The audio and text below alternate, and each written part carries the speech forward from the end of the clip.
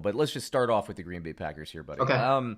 So 13-3 last year. I thought they were kind of one of those odd 13-3 teams, like the weirdest one I can remember, in that I didn't really find them to be that good. Yep. And not to say that they're bad, because I mean they were a playoff team, they got the 2 seed, but it was really weird because you go through as a bettor, right? You watch the games like we do, and then I go through and I have some algorithms and different things that I have. Analytically speaking, Green Bay, their offense and defense, like the yards per play distribution, the scoring, the red zone stuff, it wasn't that great, but they just kept winning games. And it was the weirdest thing. We talked about it a bunch of times, but can you talk about that, about the dynamic of this team last year? Because it was just, I don't know how else to say it, but it was goofy. It was really goofy. They were a strong team. They were a good team. They were an above average team. Right. Right? I think they overachieved by way of record. We can all agree on that. Yeah. They had good things. Aaron Jones, fantastic. That's true. The guy's lightning in a bottle, right? He was awesome. Okay. And what we did not have, and this is what is definitely skewing perception, we had no wide receivers. None. And in fact, we didn't have Davante for a long time. Right? Yeah, I'm looking. So Davante Adams, 4 games, 5 games, 6 games. Yeah, out 4 games. Out 4, and at least one of those games, those 12 games that he did play, he was at least a decoy. I think it was late in the season. Right, well. Maybe even more, right. Man, because he was not at full strength. So even with Davante, they have nobody else. They just have a bunch of other young guys. Okay, so the passing game definitely fell apart for most of it. Now look. Aaron Rodgers still threw for 4,000 yards, 26 touchdowns, and 4 interceptions, right? Yeah. And what kind of world do we live in where that's not a good year? But by his standard, it's not. And so what happened was, by the way I saw it, is that they would have these moments of productivity. They would get a nice lead, okay? And what the defense ended up doing a lot of games was simply holding on. Because that's what they did. Yeah. They must have won 6 or 7 games by just holding on. Their defense just got good enough. The Smith brothers, Preston and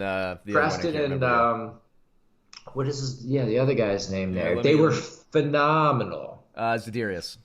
And Zadarius. Yeah. So they won by the skin of their teeth quite often, and in every single win, you'd walk away saying, the offense isn't good. They have no passing game. Yeah. Right? And that was kind of the formula. Yeah, and that was interesting. And again, I did pretty well betting them last season because there are these teams that, like you said, they're kind of scraping by. So when they got a bigger line, I kind of moved away from them. When they got a smaller line or when they were underdogs, I kind of went towards them. And I just had I was pretty good with them last year. What can you say? But you say that the team jumped out to kind of leads and then held on. I remember that Minnesota game early in the season. They jumped out to a 21-0 lead quick and then won 21-16. Well, yes, and then they did it to Dallas and they did it to Carolina. Yeah. And they did it to New York Giants. And I'm sure there's 4 or 5 other ones that I'm missing. Yeah. And they got lucky against Detroit at home. And we could go on and on. Yeah, it was that Detroit game, 23-22. I remember that as well.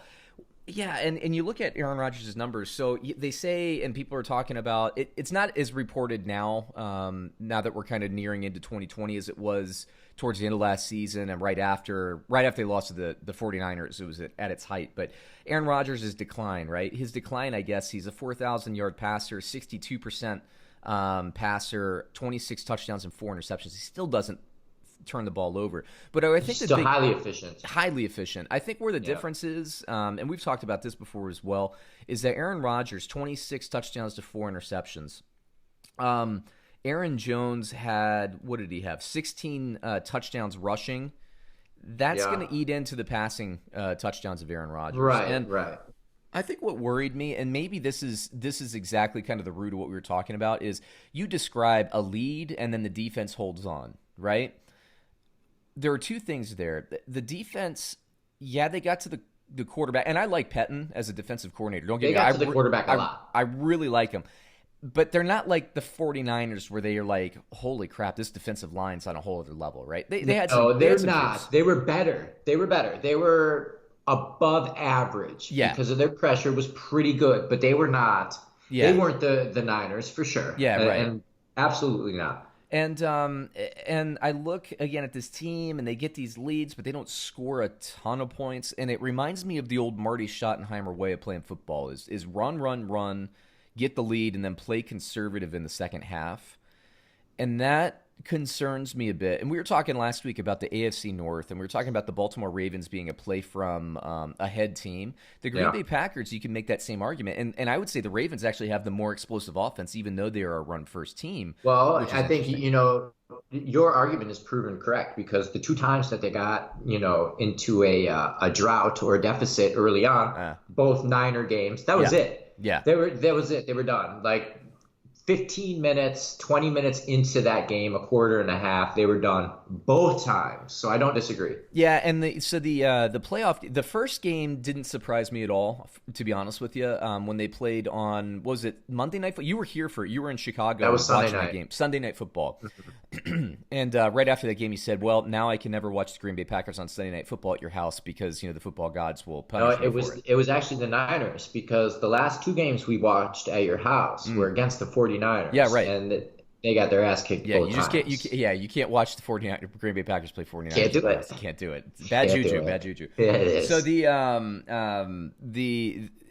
that first one though in the regular season, I saw that ass kicking coming. Like I was heavy on San Francisco that week because the way I felt was that Green Bay, it's hard to prepare for that defensive line of San Francisco, and you can't really prepare for it until you see it. So I saw that buzzsaw coming, but then I thought when they were playing in the NFC Championship game that having seen that speed and experienced it, it's almost like playing Lamar Jackson or playing the Kansas City Chiefs.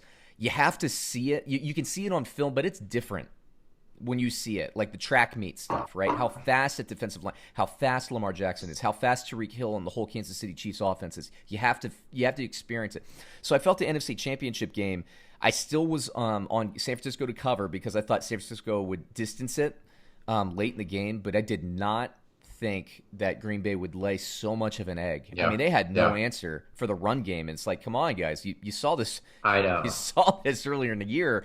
It's not like they're doing anything fancy here. They're just beating the crud out of you, running the ball. I've never seen anything like that, to be honest. It was the one thing that I can remember that trips in my brain is Washington versus Detroit in their NFC Championship game, like back in the 90s. Like they couldn't do it. Detroit just couldn't stop Washington.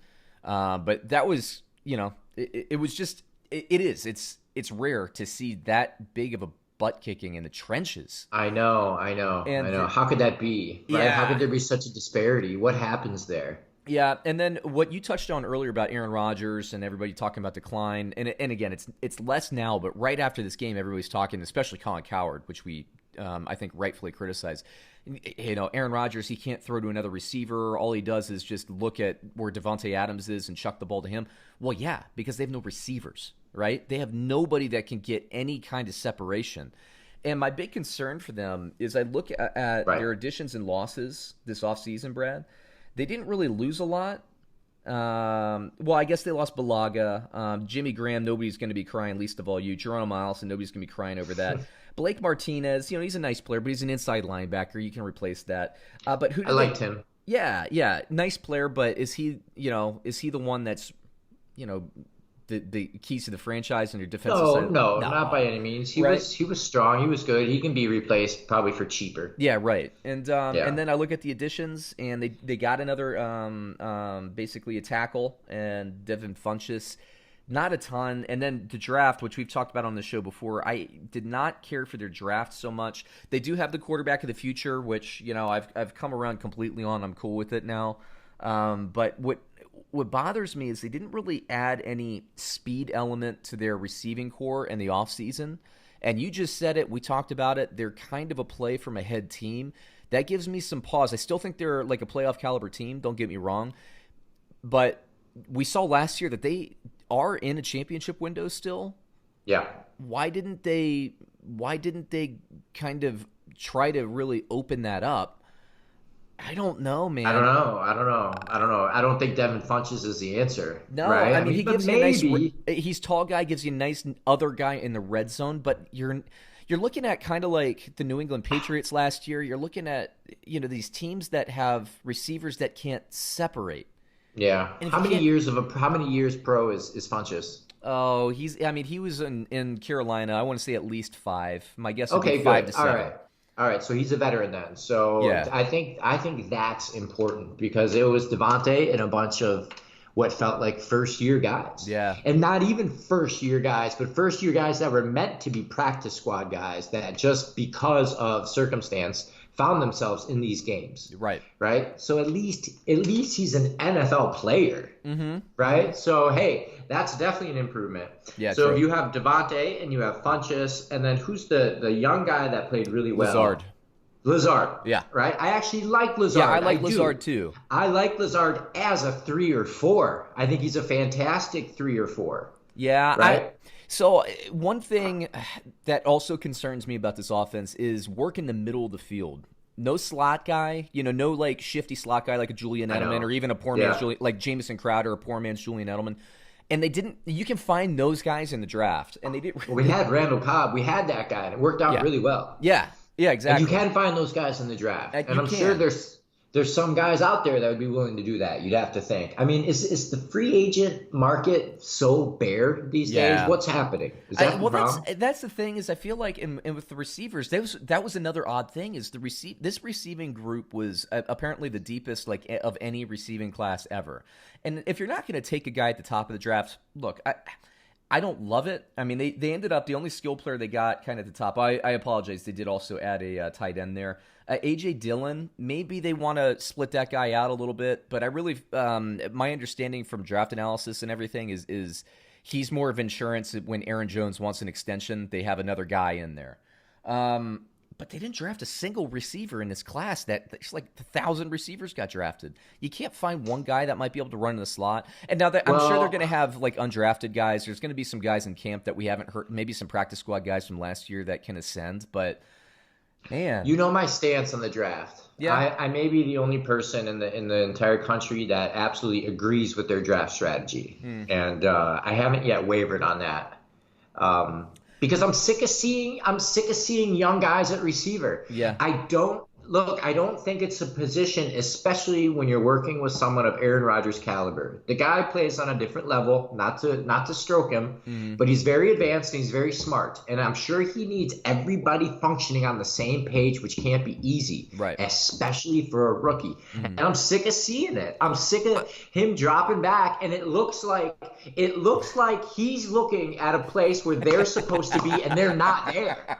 That's what it looks like. I can't, right? Yeah. He looks like he's rolling his eyes while in the pocket all the time, and he's snarky and he's pissy because I think they're supposed to be standing on the 32.5, but they're not, right? They went the other way, and he's like, "Well, fuck." Part of my right? That's what it looks like is happening. Yeah. So if that was happening to you back there, you'd be looking at Davante too. Oh yeah, absolutely, and I don't think there's any question that the over targeting, and I wouldn't say over targeting, but like the laser and focus on Davante, it's at a necessity. We were talking about Jimmy Graham, that first San Francisco 49ers game when we were watching it together. There was a chance in the second half. The game was somewhat it had not been busted open yet. No, I'm sorry, maybe it was the first half, late in the first half, and Jimmy Graham goes out. There's a flag route. He's deep. Aaron Rodgers throws the ball. He might have a half a yard of separation, but that's the ball that Jimmy Graham catches. It just rolls off his hands and hits the ground. And you, of course, cut because you don't like Jimmy Graham. And I said he was one of the biggest disappointments. One of my least favorite Packers. That's the game. Right? That's the catch you need. That's it. And that's the catch you need. That's the moment, right? It reminds me of when the Chiefs in the Super Bowl, right? They were down. What were they down? Two touchdowns? 2 scores, something like that. 2 scores in the third. They hadn't done anything all day. And then all of a sudden, one of their guys, I think it was Tyreek Hill, makes the play. And it's like, you knew when they made that play, okay, like that's the one. Yeah, Tyreek Hill, it was like the one time that San Francisco actually let him get behind them. Right, and there we go. They're off and running. Patrick Mahomes, he did a slippery thing, one of his like 2 or 3 absolutely insane plays where that Super Bowl came down to whether or not San Francisco's defensive line could tackle Patrick Mahomes, and they couldn't. And Patrick Mahomes, it's what's fun about sports, man. When you see like the heir apparent, like the next guy ascend and become the guy, and win his first championship. So cool. 10-year contract, by the way, over $500 million for Mr. Pat Mahomes. Good for him. Yeah, right. Good for him. What did it say? He's earned, my buddy figured it out. Or maybe it was a meme. He's going to be earning $100,000 a day for the next 10 years. That's nice. Isn't that crazy? That's nice. My God. I wish I could do that. I'll be lucky to earn 500 pennies a day over that. Yeah, well, no, it's coming your way. Yeah. Can I borrow some of them pennies? Yeah, you can. Please? Yep, sure. I'll throw them your way. Okay, well, let's talk about over-under for the season for Green Bay. Green Bay, BetOnline has their over-under win total at 9 flat, no half there. It's surprising for me. I'm going to go over. What about you? Yeah, look, I don't think they're a 13-3 team. I don't think they were last year. Minnesota, it's interesting. We'll talk about them in a bit. Minnesota, I thought, was the best team heading into the offseason.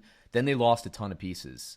So it's a shifting division. I do think Chicago will be better. Again, we'll talk about them in a bit. But look, this is one of those ones where I think Green Bay will land on the over because, even if they lose 3 more games than last year, they're still a 10-6 team. I think there's a lot of fight, but I think there's enough wins in this division to go around. I just wouldn't put my money on it personally, but if I'm going to make a pick, it's going to be the over.